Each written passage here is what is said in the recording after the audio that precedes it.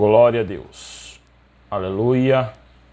Meus queridos, a paz do Senhor Jesus a todos. Estamos de volta com mais uma aula da Escola Bíblica Dominical, estudando sobre missões nesse trimestre, sobre evangelismo. Tem sido uma bênção, um aprendizado, né? O amor pelas almas. Hoje nós vamos ver a lição de número 6 e vamos entrar em um dos assuntos muito bom também a respeito de missões. E a lição de número 6 vai falar hoje conosco sobre orando, contribuindo e fazendo missões. Orando, contribuindo e fazendo missões. Texto bíblico se encontra no livro de Efésios, capítulo 6, versículo 18 ao versículo 20, né? Efésios 6, 18, versículo ao 18 ao versículo 20. Eu vou ler, é pequeno, não vai tomar muito tempo da aula, só para nós fazermos a leitura. Efésios 6, a partir do versículo 18 ao 20. Orando em todo o tempo, com toda oração e súplica no Espírito, e vigiando nisso com toda perseverança e súplica por todos os santos, e por mim, para que me seja dada no abrir da minha boca a palavra com confiança, para fazer notório o ministério do Evangelho, pelo qual sou embaixador em cadeias, para que a nossa fala, né, dele livremente, como me convém falar, para que nós possamos. Então, Paulo está aqui escrevendo aos Efésios, Paulo está aqui relatando como embaixador. Texto áureo se encontra em Isaías, capítulo 6, versículo 8. Depois disto, ouvi a voz do Senhor que dizia: a quem enviarei e a quem há de vir por nós? Então disse: eis-me aqui, envia-me a mim. Isaías 6 é um texto lindo, é um texto, em parte uma visão que o profeta teve, né, do trono de Deus no templo. Esta visão é um momento crucial na vida do profeta, onde ele é comissionado por Deus para uma missão específica. Então nós vamos ver que Isaías recebe, né, através de Deus, uma missão específica do Senhor. Considerando esse contexto histórico, é importante notar que Isaías profetizou durante um período crítico, né, na história de Israel. Ele ministrou durante os reinados de vários reis, incluindo Uzias, Jotão, Acás, Ezequias. Durante esse tempo, Israel estava enfrentando sérias ameaças extremas, né, especialmente dos sírios. Então vai vir uma mensagem de Isaías, e essa mensagem inclui tanto palavra de juízo como de consolo. Ele alertou sobre os pecados e a apostasia de Israel, mas também anunciou a promessa de salvação, né? A promessa de um Messias vindouro e de um reino de paz. Então nós vamos ver esse resumo de Isaías, versículo 8, que apenas revela a disposição de Isaías em servir a Deus. Eis-me aqui, mas também destaca a importância da prontidão e disponibilidade para responder ao chamado divino. O que Deus quer é que a igreja esteja pronta, que a igreja esteja preparada e que a igreja esteja principalmente disponibilizada a fazer o ide do Senhor, a pregar a palavra do Senhor, a levar a mensagem àqueles que estão cativos e, como ofício profético, né, como tal, repousar sobre um chamado extraordinário de Deus. Então nós vamos ver que não é qualquer coisa, né? Deus escolhe, Deus capacita, é algo tremendo da parte de Deus. E nós vamos ver, dentro desta perspectiva, dentro destas lições, A verdade prática diz assim: nem todos são chamados para ir ao campo missionário, mas todos têm a responsabilidade de orar e contribuir com essa obra. Olha que interessante a verdade prática, né? Se a gente for olhar hoje, nem todos, como muitos irmãos a gente já ouviu falar, têm coragem para estar no campo missionário, ou tem disponibilidade, ou muitas vezes não se sente adequado para estar à frente de um campo missionário. E o comentarista da lição, dentro da verdade prática, ele é enfático em dizer: nem todos são chamados para ir ao campo missionário. E essa é uma realidade. Não significa que todos nós, o fato de Deus ter chamado o próprio Senhor e dizer: ide pregar o Evangelho, eu posso pregar o Evangelho? Posso. Eu devo pregar o Evangelho? Devo. Mas nem todos são chamados para estar no campo missionário. E campo missionário aqui nós vamos ver que abrange, né, uma questão muito grande hoje, né, aí de atravessar fronteiras, barreiras. E isso nós vamos ver que nem todos foi chamado. Mas ele também destaca: todos têm a responsabilidade de orar, de interceder e de contribuir. A missão, para que ela seja feita, ela tem que ter o missionário de prontidão, ela tem que ter o missionário capacitado, escolhido por Deus, mas ela também tem que ter uma intercessão, né, da igreja, daqueles que estão em seus lares, daqueles que ficam orando, daqueles que estão intercedendo pela vida dos missionários. E tem a terceira, que é a obra, né? Para fazer a obra missionária precisa também de recursos financeiros. Ninguém tem como, não tem como fazer obra missionária se não tiver uma ajuda financeira, seja por parte de terceiros, seja pela própria igreja para enviar. Nós vamos ver isso mais à frente.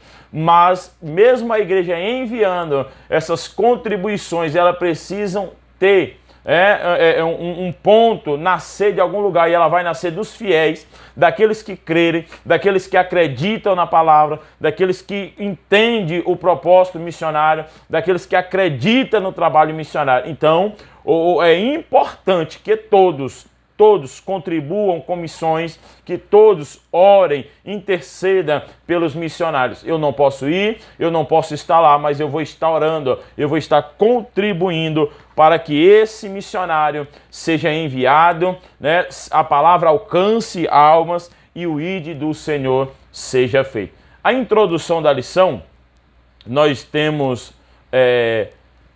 a seguinte comentário: ide por todo mundo, pregai, né, o evangelho a toda criatura.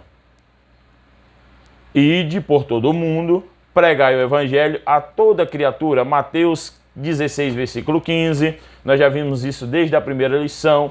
Marcos 16, 15. Mateus 28, 19. Atos 1:8 nós vamos ver. E essa passagem bíblica e outras referências ao longo do Novo Testamento mostram que a prioridade da igreja do Senhor Jesus Cristo é com a evangelização do mundo.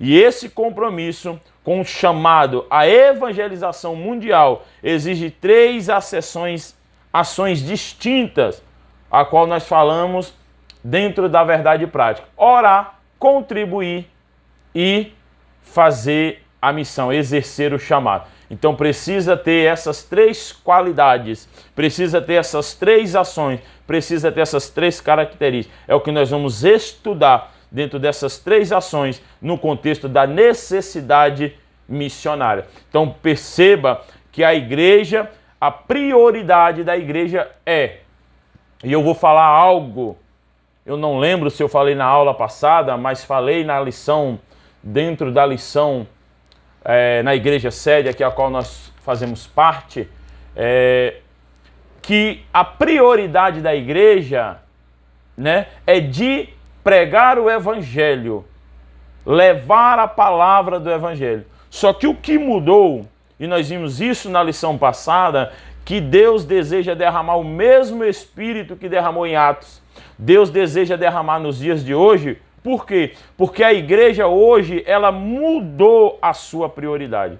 A prioridade, infelizmente, na maioria hoje das igrejas ou da igreja em geral, não é mais pregar o evangelho, não é mais pregar a palavra de Deus, entre aspas, não é mais confrontar o pecado, não é mais dizer, né? Por quê? Porque uma vez que eu vou fazer isso, uma vez que eu vou confrontar um pecado, uma vez que não é eu, é a palavra de Deus que vai confrontar. Quando nós dizemos a Bíblia vai confrontar o pecado, eu não tenho o direito de confrontar nada, eu não tenho o direito de dizer nada, mas através da Bíblia, a Bíblia nos instrui e nos ensina o que é certo e o que é errado. Então hoje mudou-se essa prioridade da igreja, por quê? Porque nós estamos vivendo em um século agora, 21, a qual nós temos uma igreja que ela não quer ser mais perseguida, nós temos uma igreja que ela não quer ser incomodada, nós temos uma igreja que ela está acamada em seu lugar e ela não quer mover dali. Nós temos uma igreja que ela quer ser ovacionada, ela quer ser amada e como diz o escritor e um pastor, a igreja ela não foi chamada para ser amada. Jesus disse que nós seríamos odiados pelo mundo por pregar o evangelho, por pregar a sua palavra. Então a prioridade da igreja hoje ela mudou, porque ela quer receber aplauso. A igreja não foi chamada para receber aplauso do homem. A igreja foi chamada dentro dos princípios bíblicos para combater o pecado, pregando a palavra de Deus, salvando, resgatando aqueles que estão perdidos, levando luz a quem está em trevas. Então a prioridade da igreja do Senhor, ainda no dia de hoje, precisa ser a evangelização mundial.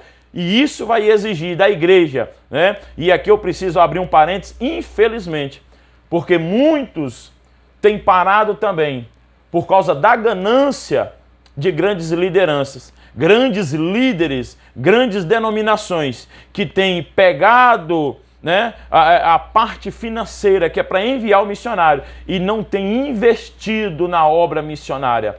Ele não investe. Muitas igrejas hoje, infelizmente, muitos líderes não estão mais investindo na obra missionária, porque a obra missionária em si, financeiramente, escuta o que eu estou dizendo, a obra missionária em si, na maioria das vezes, financeiramente, ela não gera retorno financeiro. E infelizmente, essa apostasia que nós estamos vivendo hoje, essa falta de caráter que está sendo vivida hoje dentro das igrejas, e isso tem contribuído para o enfraquecimento da evangelização, para o enfraquecimento da obra missionária. E isso precisa ser valorizado pelas igrejas. Eu não vou adentrar esses assuntos, nós vamos estudar isso mais à frente, o papel da igreja de enviar missionários, de cuidar de missionários. Mas nós precisamos ainda, dentro dessa perspectiva, olhar para os missionários, valorizar e investir como igreja. Eu não tenho condições de investir financeiro, o irmão tem, então deixa eu orar, deixa eu fazer a minha parte. Ah, mas eu não posso, então eu vou orar e vou contribuir. Mas tem alguém para poder enviar para fazer a obra. Orando pela causa de missões, né? Tópico de número 1, nós temos orando pela causa de missões, a importância da oração na obra missionária, né? A obra missionária, ela é de suma importância, que não falte a intercessão, que não falte a oração. Embora considerado um gigante na fé, perceba que o apóstolo Paulo não dispensava as orações da igreja, pois possuía um profundo senso de necessidade dessa disciplina espiritual, que nós lemos em Efésios 6, versículo 18 ao 20. Paulo é dependente das orações dos santos. Paulo é dependente da oração dos irmãos. A oração é uma das ferramentas mais poderosas disponíveis para a igreja na realização da obra missionária. A oração, ela não pode faltar dentro, né, desta importante obra. A oração, ela precisa ser e deve ser ponto fundamental dentro das causas de missões. A importância da oração, as finalidades da oração na obra missionária. Primeiro, buscar pela direção e sabedoria divina, né? A obra missionária muitas das vezes envolve desafios complexos e decisões cruciais através de quê? Através da oração. Os missionários, né? Aqueles que apoiam a obra, buscam a orientação de Deus para saber como agir em situações específicas. Tiago 1,5. Né? E outra grande importante é a luta espiritual e vitória sobre as forças contrárias. Então a igreja precisa estar orando, porque nós enfrentamos dentro do meio de missões, dentro da obra missionária, dentro do evangelismo, dentro de resgatar uma alma, de conquistar uma alma, há uma luta espiritual tremenda, há uma luta espiritual combatendo contra a igreja para que missões não aconteçam, porque sabe que quando isso acontecer, quanto mais uma vez a igreja despertar para missões, voltar ao primeiro amor em missões e em evangelismo, né, as forças contrárias, elas vão cair por terra. Então a oração na obra missionária é uma demonstração de dependência de Deus. Se nós não orarmos, se nós não buscarmos isso, nós temos que ter em mente, não só na obra missionária, mas em toda a obra do Senhor. A oração precisa ser dependência de Deus. Nós precisamos depender de Deus. Ela mostra a nossa dependência dentro do campo missionário. E interceder, orar e interceder. Nós devemos orar para que as portas do evangelho sejam abertas, né?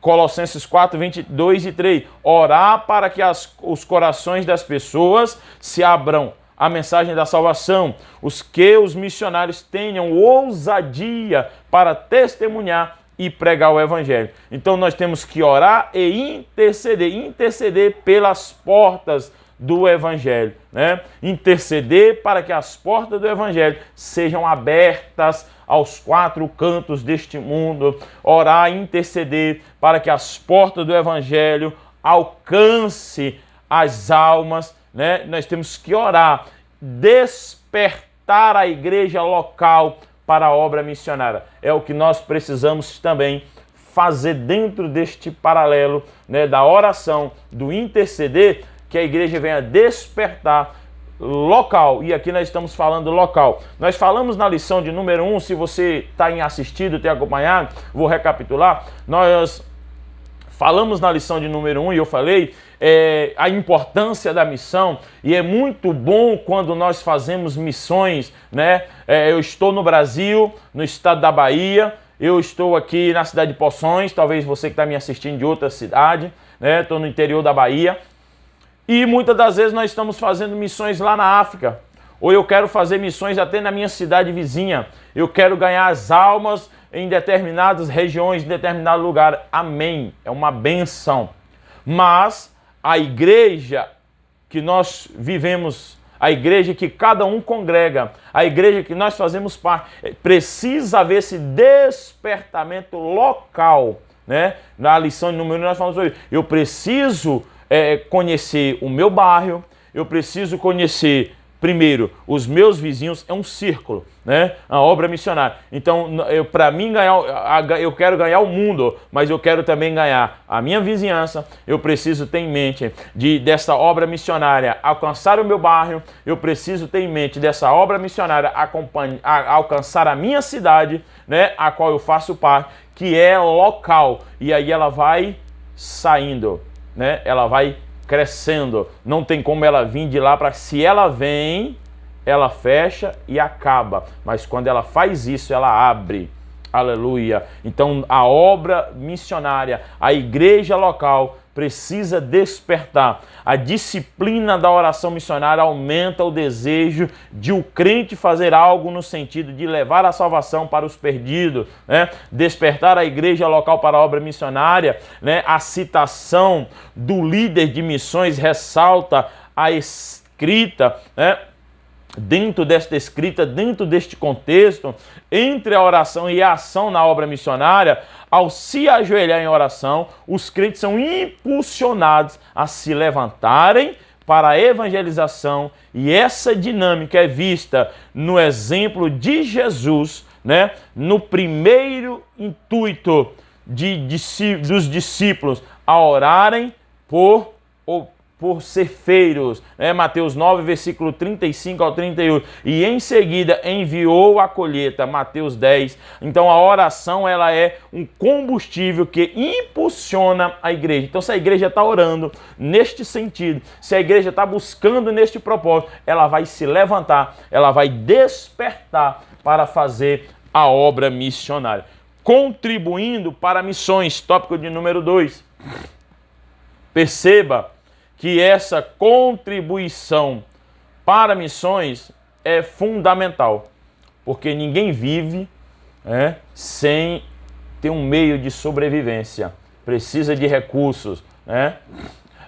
E nós vamos encontrar, irmãos, muitos que vai, né, bater. Para que a igreja precisa de dinheiro? É porque a palavra é de graça dá, de graça vos recebeis. Só que nós precisamos entender que a nossa oferta, o nosso dízimo, eu não vou entrar aqui nesse mérito, a contribuição para missões, ela é de suma importância para que a igreja consiga manter um missionário, para que a igreja consiga manter uma obra missionária, ela precisa de recursos, né? Então o sustento dos missionários vai sair da onde? Vai sair da contribuição dos irmãos. Com base nas leis do Antigo Testamento, quando Deus ordenou que os sacerdotes e levitas deveriam ser sustentados por meio das ofertas das pessoas, Levítico 7, 28 ao 36, Números 18, versículo 2 ao 21, o apóstolo Paulo instruiu aos coríntios assim,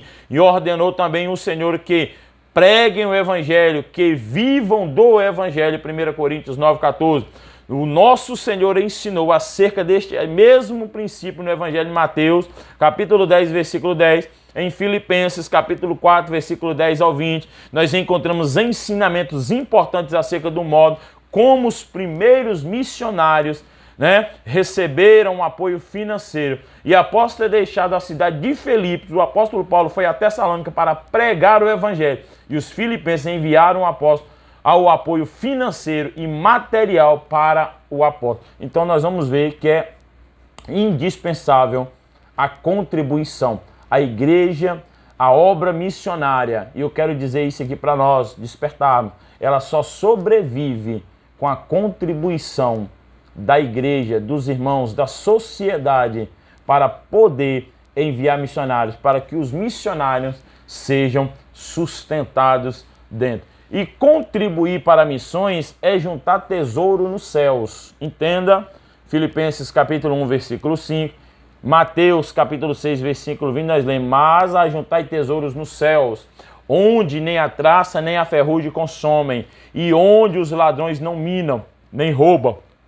Esse versículo revela um contexto de quem domina o coração do ser humano. O tesouro do céu, Deus, ou o tesouro da terra, Mamon. E neste sentido, nós podemos afirmar que quem financia a obra missionária está juntando tesouro no céu, pois a sua atitude faz com que resultados extraordinários sejam reconhecidos na eternidade. Então precisamos contribuir. A ideia de que aqueles que financiam a obra missionária estão ajuntando tesouros no céu é uma perspectiva que transcende o material e alcança a esfera espiritual da vida do cristão. Isso significa que o impacto da contribuição para missões não se limita apenas a resultados visíveis nesta vida, mas tem implicações eternas na eternidade. Então não é só visível, mas é na eternidade também que essas implicações vão. Perdão, irmãos, eu estou gravando, né?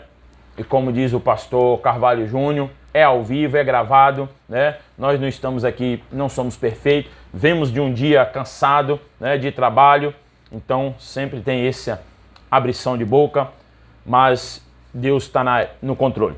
Tópico de número 3, contribuir para missões é um privilégio. Então, essa lição de número 6, eu entendo que ela é para um despertamento para nós, para mim, para você que está me assistindo, para a igreja, despertar, que não é eu fazer também por obrigação da minha liderança pastoral. Não é eu fazer porque eu preciso fazer, porque se eu não fazer, Deus vai me castigar. Não leva por esse lado. Não. Mas entender que é um privilégio. Não é qualquer coisa, né? Não há privilégio maior do que saber que por meio da nossa cooperação financeira, né, Bíblias estão chegando a lugares que nunca ouviram falar do Evangelho. É um privilégio que através da nossa ajuda financeira, vidas estão sendo alcançadas na África, na Europa, né, e outro lado do mundo. Participar desta cooperação é um privilégio espiritual e não podemos participar de maneira presencial, então nós vamos participar, né, dentro dessa maneira física. Assim podemos cooperar na pregação do Evangelho até os confins da terra, Filipenses 4:20. Então contribuir é um privilégio enorme para as nossas vidas. É você neste momento saber, né, que tem pessoas nesta hora que está lendo uma Bíblia, que está lendo um material, um folheto, né, uma revista de escola dominical, através da sua contribuição, através de R$2 que você doa, de R$1, seja lá quanto for a quantia, aquilo que você pode contribuir com missões, né? É um negócio extraordinário, né? Extraordinário. Portanto, contribuir para missões não é apenas um ato de generosidade, mas de um privilégio, né? Não é só a questão da generosidade, eu sou generoso, né? Eu sou bom. Não, é um privilégio que eu e você tem de contribuir para missões. E terceiro, nós temos contribuir para missões, a qual nós já vimos.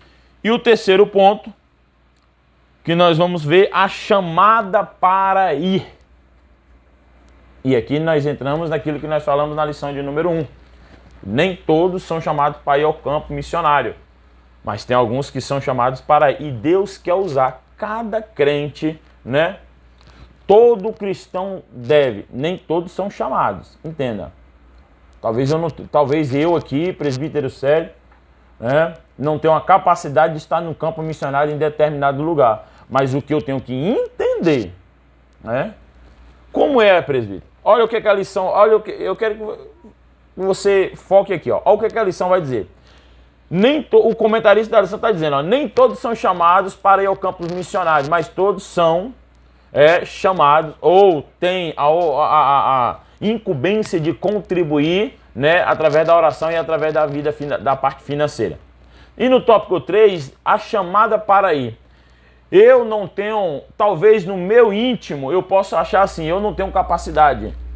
Primeiro que nós voltamos lá à lição de número 2, quem chama é Deus, quem capacita é Deus e quem dá a direção é Deus. Então não sou eu que determino se eu tenho capacidade ou não, né? Isso aí é Deus. Mas, como soldado de Cristo, vamos fazer aqui uma homilética, uma exegese, né? Como diz o meu pastor, vamos trazer aqui uma ilustração também. O soldado, olha as guerras que estão acontecendo em torno do nosso país. O soldado de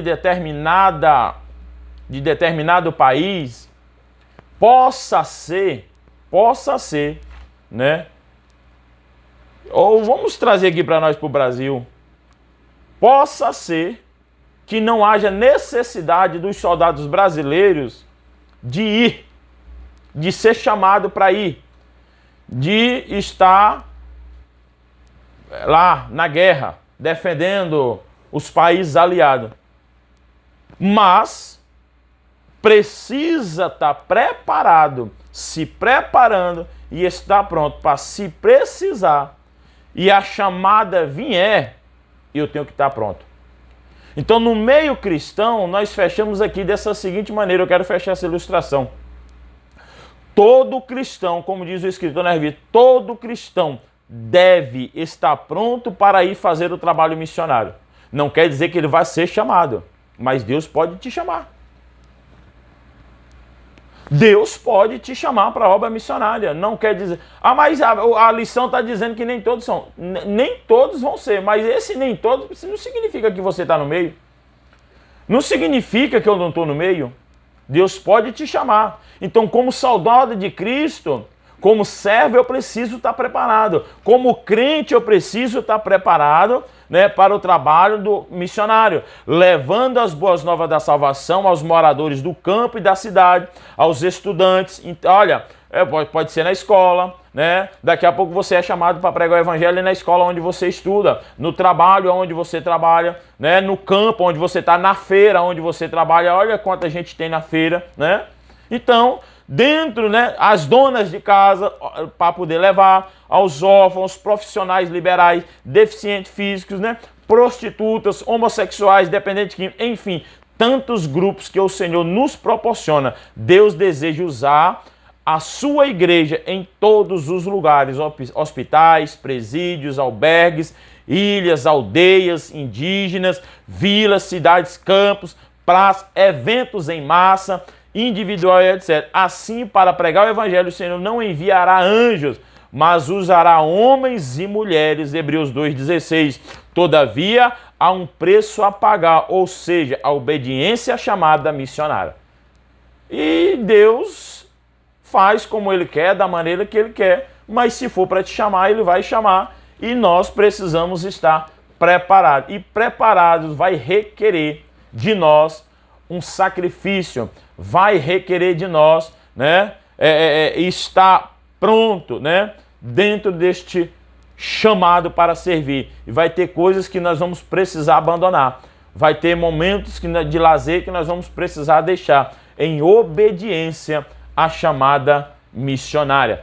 A chamada missionária, nas Escrituras, nós vemos que Deus chama pessoas para uma grande obra. E o profeta Isaías foi chamado por Deus para dar testemunho, né, da palavra dentro do povo de Israel, enquanto adorava. Isaías 6, versículo 8. O profeta Jeremias recebeu uma chamada antes de seu nascimento. O profeta Jonas recebeu um chamado específico para uma cidade específica, Nínive. O Senhor Jesus chamou seus discípulos quando a maioria deles ainda exercia uma tarefa profissional. O apóstolo Paulo foi chamado enquanto viajava para Damasco. E aqui nós podemos perceber que não existe um único padrão da chamada missionária, mas é de suma importância reconhecer que a chamada para a obra missionária ou qualquer tipo de serviço relacionado ao reino de Cristo vem do próprio Deus.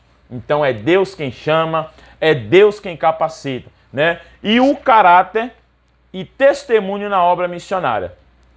Para isso, nós precisamos, além de ser chamado por Deus, é preciso fazer a diferença no cumprimento do ID de Jesus, Mateus 5,16.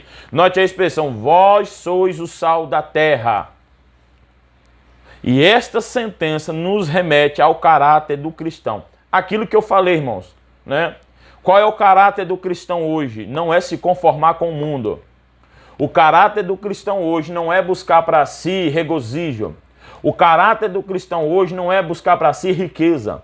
O caráter do cristão hoje não é ficar com medo de pregar o evangelho, porque senão vai machucar, vai ferir. Não entenda, não é ferir não, você não está ferindo ninguém quando você está pregando a verdade. Ninguém fere ninguém. O pai não fere um filho quando ele fala a verdade para o filho.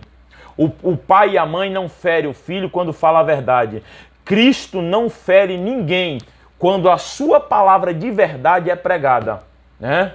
Quando a sua palavra de verdade é pregada. Então, nós precisamos entender que nós somos sal da terra. E sal é para dar tempero. Sal é para dar gosto. Sal é para fazer... O sal, quando ele entra, ele na comida, na refeição, ele faz a diferença. Você sente o gosto, você sente a diferença do sal. A igreja foi chamada para ser diferente. A igreja foi chamada para fazer a diferença. A igreja não foi chamada para ser amada pelo mundo. A igreja não foi chamada para receber aplauso, não. A igreja de Cristo, ela foi e continua e vai continuar até o arrebatamento, sendo perseguida pelo mundo, odiada pelo mundo, mas o papel da igreja é de pregar o evangelho àqueles que estão às luz da treva, aqueles que estão cegos espirituais. E a 1 Coríntios 4, salvo engano, vai dizer que o Deus deste século cegou o entendimento de mundo.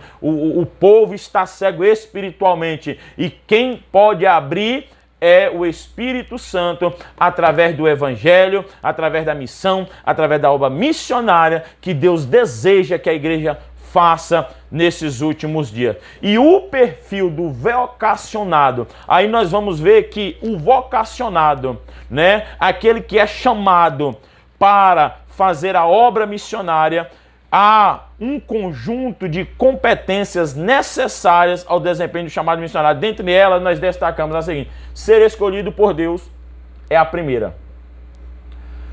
Eu falei domingo na escola, na lição passada, que nós não podemos, infelizmente, irmãos, não estou aqui para julgar e para condenar ninguém, mas eu não posso fazer a obra missionária só pelo fato do que eu vi A ou B fazendo. Não, eu quero fazer também porque é bonito.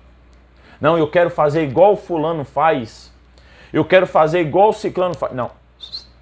Ei, para. Não dá certo. Se você for fazer porque fulano está fazendo e está dando resultado, amém. Se você for fazer porque você achou bonito e você também quer, não vai dar certo. Se não for escolhido por Deus, começa aqui, dá 2 passos, já acabou. É como diz o ditado, é como fogo de palha, né? Segundo, não ser neófitos, negligentes, né? Terceiro, ser cheio do Espírito Santo. Atos capítulo 1, versículo 8. Segundo, ser reconhecido pela igreja. O que tem de missionário por conta própria, sem pastoreado, sem ser reconhecido pela igreja, simplesmente eu sou e acabou. E, por último, será aprovado nas tarefas locais, está preparado espiritual, intelectual, psicológico e transculturalmente, além de testados, cumpridores dos pré-requisitos acima, dependendo de Deus, 2 Coríntios 12, 7, é perseverando nele. Então, querido, eu preciso... Eita glória! Eu quero ser missionário no mundo, mas eu não sou obediente às tarefas locais da minha igreja. Eu não faço dentro da minha igreja. Eu sou um péssimo obreiro dentro da minha igreja. As tarefas locais eu não consigo nem fazer as locais, eu quero ser missionário. Aí, não ora, não jejuma, não busca, não está preparado espiritualmente. Não tem intelecto nenhum, não estuda. Porque Deus vai abrir aqui, Deus vai falar e Deus vai me dar direção. Ei, fazer como meu pastor Carvalho Júnior, Deus não é negligente para usar preguiçoso, que não estuda, que não conhece a cultura dos países, que não conhece a sua localidade, que não tem interesse de conhecer nada, não tem intelecto nenhum. E acha que Deus vai descer de lá e vai usar você porque você é o bambambam, né? Deus vai te dar toda a referência porque você é a última bolacha do pacote. Não tem um estudo, intelecto, não tem uma psicologia para tratar com determinados assuntos. Você vai encontrar pessoas em determinadas situações, pessoas que já afastaram do Evangelho, pessoas que já saíram do Evangelho, pessoas que estão machucadas, pessoas que estão feridas e você não tem nenhum preparo psicológico para poder cuidar. Quer ser missionário, quer empurrar a palavra de Deus goela abaixo de todo jeito, só que não funciona assim não, né? e ter um conhecimento transcultural, além de testados, cumpridores dos pré-requisitos acima, tem que ser dependente de Deus. Não é por conta própria, não. Não é porque eu me acho o bambambam. Não, e agora eu sou um missionário. Não vá não, que você, como diz o ditadozinho popular aqui da minha região, você vai cair do cavalo. Deus não está nesse negócio, né? Mas Deus tem uma chamada para a igreja. E Deus quer e deseja que a igreja se prontifique e esteja preparada para pregar o evangelho. Como nós falamos na lição da aula passada, ele quer derramar o Espírito novamente. E o nosso propósito é que, a partir desta lição, cada aluno tome uma atitude de fé e se comprometa com a obra missionária. Então, você que me assiste, em nome de Jesus, ora a Deus, coloca no teu coração de contribuir. Se você é membro da tua igreja e não contribui com a missão, comece a contribuir. Se você não é cristão, não serve a Jesus, eu não estou aqui para, não sei qual é a tua denominação, mas também invista na obra missionária, né?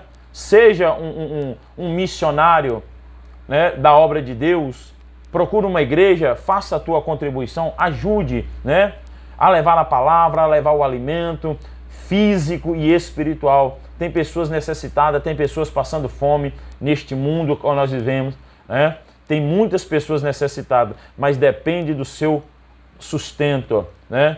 Se você for olhar aí e eu te falo, e eu vou trazer aqui para dentro do nosso cenário, o que tem de igrejas guerreiras dentro da obra missionária, que não é sustentada por nenhum poder público, não tem nenhum vínculo com o poder público, é só o recurso mesmo ali dos irmãos, e Deus tem honrado, Deus tem abençoado. Então, comece a contribuir para a obra missionária. Deus te abençoe, fica na paz do Senhor Jesus e até a próxima aula.